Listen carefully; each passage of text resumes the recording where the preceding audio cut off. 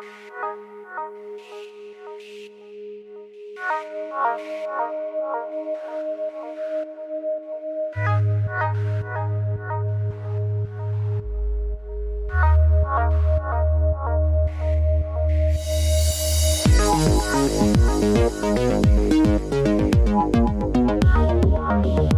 bonjour tout le monde. Aujourd'hui, dans cette vidéo-là, on va parler de la stoichiométrie.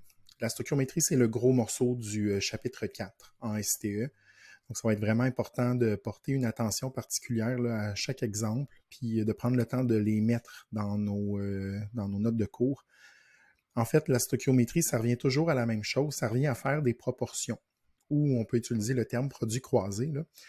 Le défi dans la stoichiométrie, c'est qu'on fait appel à la mole et on fait appel aux équations chimiques qu'on a vues en régulier.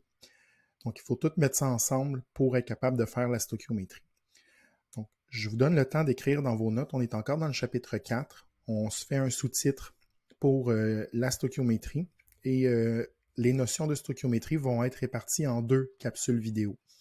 La première est plus en lien avec la définition, qu'est-ce que c'est, comment est-ce qu'on travaille la stoichiométrie. Et la deuxième vidéo la deuxième partie plutôt, va être en lien avec des exemples. Donc, le balancement d'équations algébriques, c'est pas nécessaire de prendre ça en note dans vos cahiers. Donc, juste un petit rappel par rapport au balancement d'équations.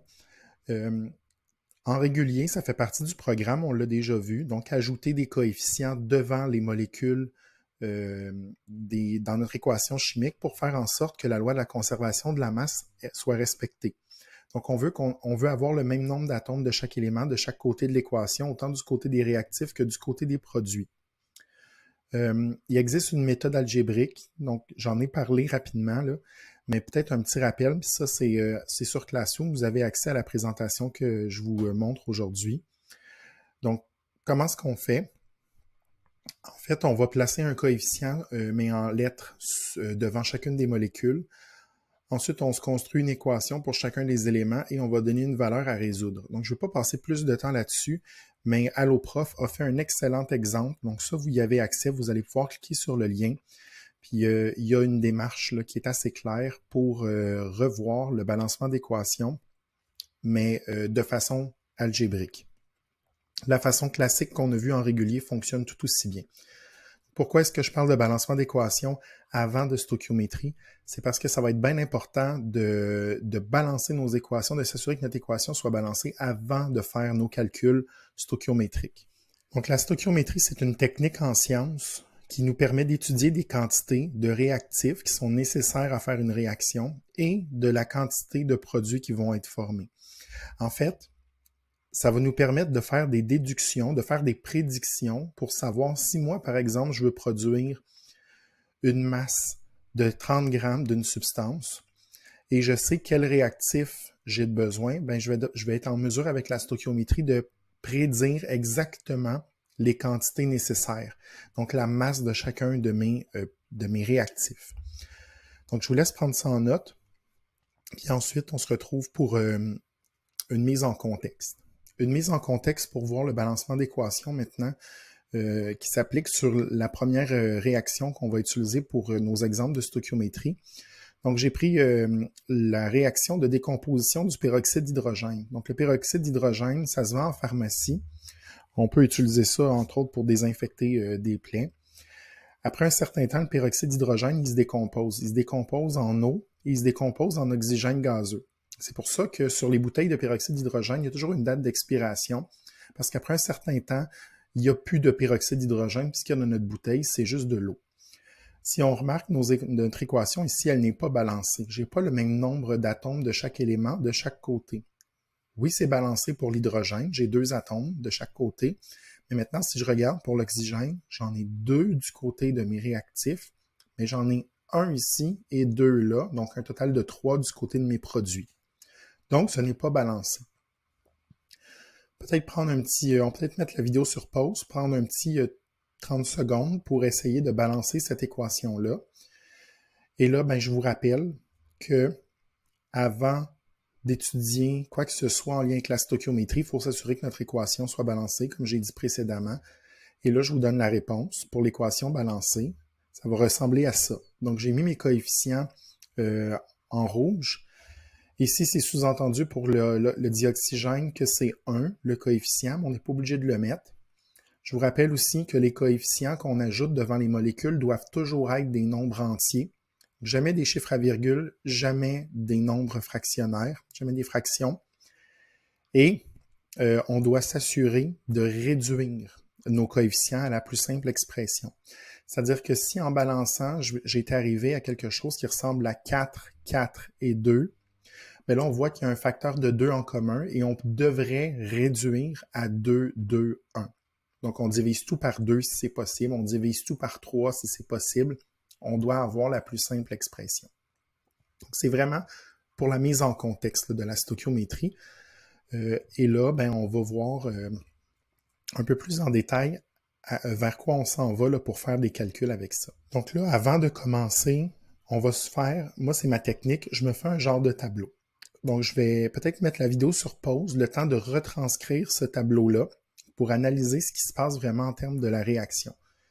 Donc je vais vous décrire ce que je veux, puis après ça, vous me mettez sur pause, vous prenez le temps de retranscrire le tableau, puis après ça, on va venir s'écrire des chiffres à l'intérieur de nos cases.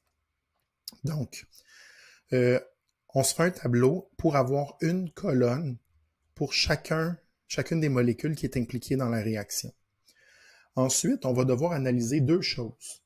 On va devoir analyser le nombre de moles qui est impliqué, puis on va devoir analyser la masse qui est relative au nombre de moles. Donc, ça me prend deux lignes en dessous, donc deux espaces pour venir s'écrire deux valeurs en dessous de chaque molécule. Donc là, vous mettez sur pause, vous retranscrivez un tableau qui ressemble à ça. Donc, juste préciser ici que le nombre de moles, leurs unités, ce sont des moles, et la masse, les unités, ce sont des grammes qu'on va utiliser. On va voir que dans les cases, on n'est pas obligé de toujours écrire le chiffre suivi de l'unité vu qu'on l'a écrit ici. Et si on ne l'écrit pas là, il faudrait prendre l'habitude de venir se mettre nos unités pour savoir exactement à quoi on a affaire. La première ligne, celle qui est en lien avec le nombre de moles, c'est celle qui est la plus simple à venir remplir. En fait, si notre équation est bien balancée, c'est pour ça qu'on le fait d'avance, le nombre de moles est donné par le coefficient. Donc, je vais lire l'équation. Ce que ça veut dire, en fait, je vais la lire de deux façons. C'est-à-dire que mon équation, je peux la lire de la façon suivante. 2 molécules de H2O2 va produire, après la décomposition, 2 molécules de H2O et une molécule de O2. Maintenant, on a vu qu'avec le nombre d'Avogadro, une mole, c'est un paquet. Hein? Donc, je peux traduire ce que je viens de faire là en termes de molécules, en termes de moles. Donc, je peux le lire de la façon suivante. 2 moles de H2O2 va produire 2 moles de H2O et 1 mole de O2. C'est la même chose. C'est juste que finalement, ce qu'on a fait, on a fait une proportion, puis on a converti notre nombre de molécules en nombre de moles. Mais on peut le lire dans ce sens-là aussi. Donc, nous, on va travailler avec les moles. Donc, comme j'ai dit, je répète, le coefficient correspond au nombre de moles. Donc, allons-y. 2 moles de H2O2 va produire, en se décomposant, 2 moles de H2O et 1 mole de O2. Donc là, vous voyez, moi, j'ai mis les unités de mesure. On aurait juste pu mettre les chiffres comme on a écrit les unités de mesure ici. Maintenant, pour la ligne en dessous, ce qu'il faut trouver, c'est la masse de 2 moles de H2O2. Donc là, ça nous prend notre tableau périodique et il faut aller trouver avec la masse molaire la masse de 2 moles de H2O2. Donc là, on va réfléchir. Ici, je vais partir par la fin. J'ai 2 fois l'oxygène et l'oxygène dans le tableau périodique, il vaut 16. Et j'ai 2 fois l'hydrogène et dans le tableau périodique, l'hydrogène arrondi, donc je prends les valeurs arrondies, c'est 1. Donc là, on va calculer ça. 2 fois 16, ça me fait 32, plus 2 fois 1, ça me fait 2. Donc ici, 32 plus 2, ça veut dire 34. Donc ça, 34, c'est pour une mole. Donc c'est 34 grammes pour une mole. Mais combien de moles j'ai ici, selon mon coefficient? J'en ai 2. Donc 34 grammes pour 1 mol fois 2 mol. Ça veut dire que mon 2 mol, lui, il équivaut à 68 grammes. Donc, c'est le double. On va faire le même principe maintenant pour le H2O. Donc, H2O, le O, on l'a dit, c'est 16, plus 2 fois 1. Donc, 18 en tout, mais 18, c'est pour 1 mol. Moi, selon mon coefficient, j'ai 2 mol. Donc, 18 fois 2, ça me fait 36 grammes. Et finalement, pour le O2 seulement, donc c'est 2 fois 16 pour un total de 32. Donc, juste avant de continuer, je vais vous faire remarquer quelque chose. En régulier, on a vu la loi de la conservation de la masse. Si notre équation est bien balancée, la loi de la conservation de la masse s'applique. La loi de la conservation de la masse nous dit que la masse des réactifs est égale à la masse totale des produits. Donc, si j'ai juste un réactif, la masse totale des réactifs est de 68 grammes. Ça devrait être égal à la masse totale des produits. Donc, si j'additionne 36 et 32, j'arrive vraiment à 68. Ça, c'est une façon de vérifier, quand on fait notre tableau de stoichiométrie, là, si on a bien balancé notre équation. Si en remplissant notre tableau, on s'aperçoit que la masse totale de nos réactifs n'est pas égale à la masse totale des produits, c'est qu'on a un problème. Soit qu'on a mal calculé notre masse avec les masses molaires, ou soit qu'on a mal balancé notre équation. Ça, c'est les deux choses qu'on peut utiliser pour vérifier si notre masse est bonne. Donc, ça termine la première capsule. Je vais juste répéter là, un petit résumé de ce qu'on a dit. Première chose, il faut s'assurer que notre équation soit bien balancée. La stoichiométrie va nous permettre d'étudier avec des proportions des quantités de réactifs et de produits qui vont devoir être utilisés, si on parle de réactifs, ou de quantités de produits formés. Et finalement, avant de faire nos calculs stoichiométriques, on va se faire un petit tableau qui ressemble à ça, et ça, c'est à faire à chaque réaction qu'on va devoir étudier. En remplissant le tableau, on s'assure d'avoir toutes les valeurs nécessaires pour calculer peu importe quoi en lien avec les questions qui vont nous être posées. Une ligne pour les mols, qui est donnée par les coefficients, et une ligne pour la masse, qu'il faut calculer. Donc, en fait, c'est la masse de 2 mols de la substance. Donc, on commence par aller regarder dans le tableau périodique pour 1 mol, puis après ça, on vient multiplier en fonction de notre nombre de mols. OK.